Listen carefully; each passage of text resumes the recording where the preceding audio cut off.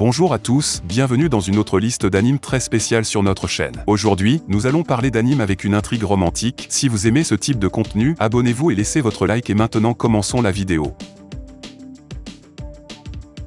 De la série de romans légers écrite par Mina Sasuki vient une histoire d'amour, d'action et de comédie. Yashi Haruaki est un lycéen naturellement résistant aux malédictions. Après que son père lui ait envoyé un mystérieux cube noir, Haruaki se réveille pour trouver une fille nommée Fir debout dans sa cuisine. Elle est la forme humaine du cube noir maudit et un instrument de torture. Utilisant ses capacités spéciales, Fir se bat aux côtés de Haruaki pour vaincre d'autres instruments maudits et leurs propriétaires. Dans un Japon de l'ère Edo riche d'une variété de styles de combat à l'épée, Shishika Yasuri pratique le plus unique, Kyotoryu, une technique dans laquelle le propre corps de l'utilisateur est manié comme une lame. L'énigmatique 7e directeur de l'école Kyotoryu, Shishika vit tranquillement en exil avec sa sœur Nanami jusqu'au jour où le stratège extrêmement ambitieux Togame fait irruption dans leur vie. Togame demande effrontément à Shishika de l'aider dans sa mission de collecter 12 épées uniques, connues sous le nom de Deviant Blades, pour le shogunat. Shishika accepte, intéressé par la fille elle-même plutôt que par la petite politique, et part donc en voyage. Se dressant sur leur chemin se trouvent les féroces détenteurs de ces armes légendaires ainsi que d'autres entités avides de pouvoir qui cherchent à contrecarrer l'objectif de Togame. Afin de l'emporter contre leurs ennemis, le duo doit devenir une équipe incassable alors qu'ils avancent sur un chemin d'incertitude et de péril.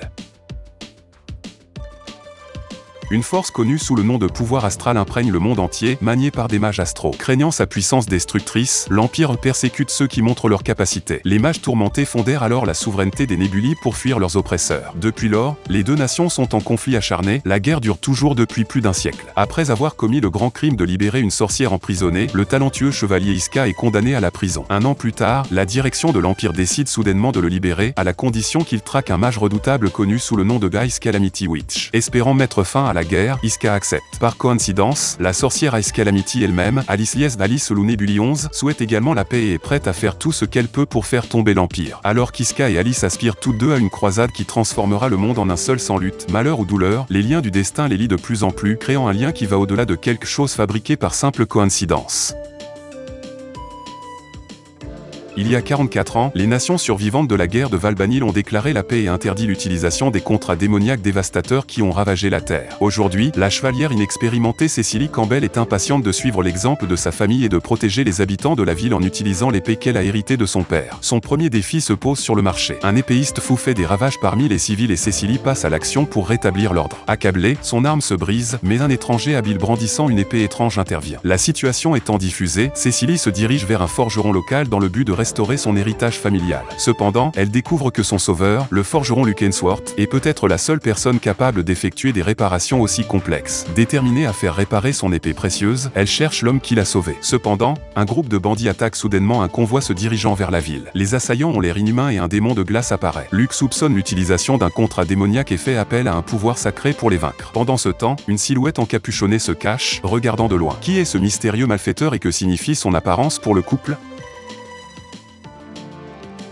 Dans un monde en proie à des dangers et des menaces magiques, il existe des guerriers spéciaux, connus sous le nom d'inquisiteurs, qui sont chargés de prévenir de manière non violente ces menaces et actions néfastes. L'Académie Anti-Magie est une école spécialisée construite pour éduquer et former ces inquisiteurs, qui divisent ses étudiants en petites escouades afin de les former à travailler ensemble. Parmi ces escouades talentueuses se trouve le 35e peloton d'essai, également connu sous le nom de petit peloton de frites en raison de son faible classement et de ses membres incompétents. Cependant, tout change quand Tuka Otori, une ancienne inquisitrice puissante mais rebelle, est forcée de rejoindre en raison de sa tendance à enfreindre les règles et à commettre une grave violation, le meurtre d'une sorcière. Les esprits s'emballent à son arrivée, alors qu'elle se heurte à leur capitaine maladroit Takeru Kusanagi et se dispute avec le reste de l'équipe sur son point de vue sur les sorcières. Ce groupe éclectique a un long chemin à parcourir s'il souhaite réussir et gravir les échelons à l'Anti-Magic Academy, il doit d'abord mettre de côté ses différences et venir travailler en équipe.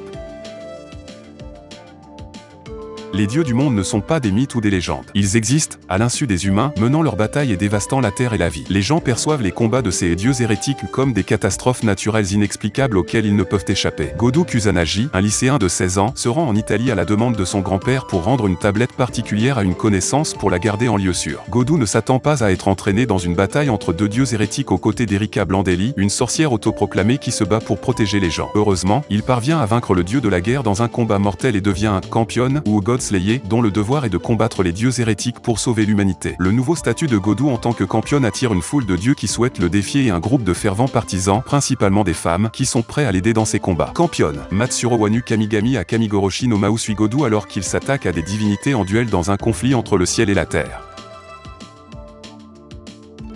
Il existe peu d'humains dans ce monde capables de manipuler leur âme pour former des armes puissantes. Surnommés Blazer, ces personnes étudient et s'entraînent à la prestigieuse Again Academy pour devenir des Mage Knights. Parmi les étudiants se trouve le soi-disant Eshekiki Kurogan, le seul Blazer classé F. Cependant, lorsque le pire étudiant de l'académie voit Stella Vermillon, une Blazer classée A qui se trouve être également une princesse, nue, elle le défie dans un duel aux enjeux désastreux, le perdant devient l'esclave du gagnant. Il n'y a aucun moyen que Stella puisse perdre, n'est-ce pas? Alors qu'il essaie de prouver sa force à un monde qui le croit le plus faible, Iki gagne de nouveaux amis, de la sagesse et de l'expérience.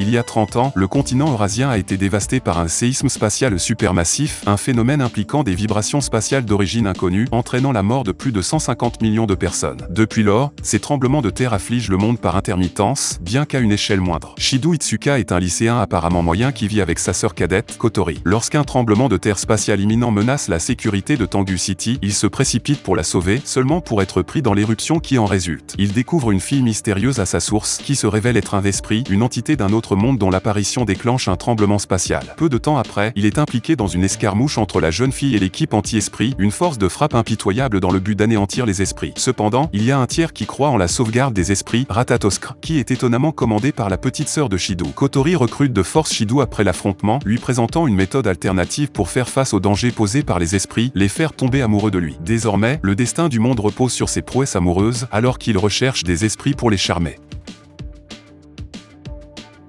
Les années 1920 ont été une décennie de grands changements et de bouleversements, avec des démons monstrueux apparaissant à travers l'Amérique. Pour lutter contre cette menace, la sainte organisation connue sous le nom d'Ordre de Madeleine a été créée. La branche new-yorkaise de l'organisation abrite la jeune et téméraire sœur Rosette Christopher, ainsi que son partenaire Chrono. Chargée d'exterminer les menaces démoniaques, l'équipe renommée est excellente dans son travail, malgré les dommages collatéraux importants qu'elle a causés lors de ses missions. Cependant, Rosette et Chrono sont tous deux motivés par leur sombre passé. En exterminant des démons, Rosette espère retrouver son frère perdu Joshua qui a été enlevé par le pêcheur et démon, Aion, avec qui Chrono partage également une histoire sanglante. Les deux doivent combattre la menace démoniaque de plus en plus dangereuse et découvrir sa source, tout en continuant à rechercher la vérité derrière la disparition de Joshua.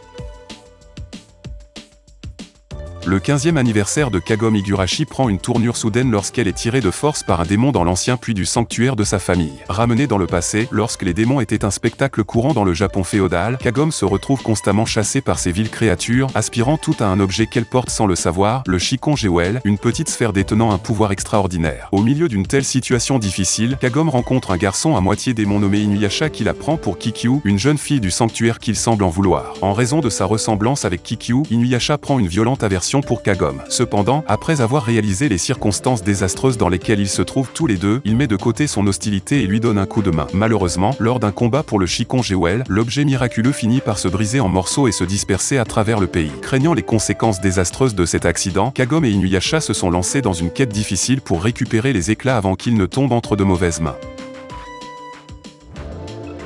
Et c'était notre liste d'animes pour aujourd'hui. Si vous avez aimé la vidéo, n'oubliez pas de laisser votre like et également de vous abonner à notre chaîne pour toujours recevoir le meilleur contenu de vos animes préférés. Pour aujourd'hui on va rester ici, jusqu'à la prochaine vidéo qui sortira très bientôt.